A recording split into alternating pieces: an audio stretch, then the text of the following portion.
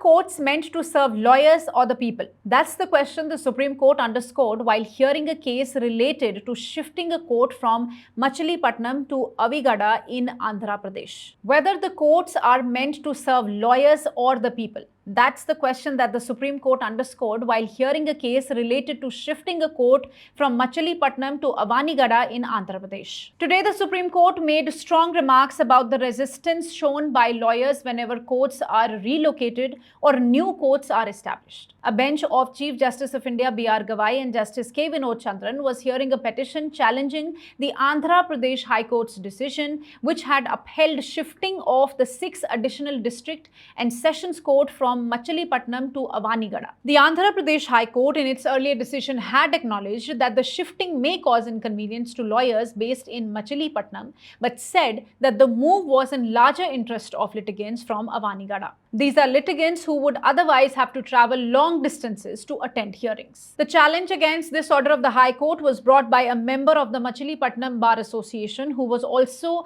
the petitioner before the High Court. But the Supreme Court refused to entertain his petition. While rejecting the plea, the top court made sharp oral observations on recurring issue, that is the tendency of lawyers to resist the establishment or relocation of courts. The Chief Justice of India remarked that courts exist for the benefit of litigants, not just lawyers, and that ensuring access to justice at the doorstep should be the guiding principle. The CJI pointed out that despite judiciary's push for decentralization through Gram Nyayalayas and doorstep justice, opposition from lawyers continue to be a hurdle.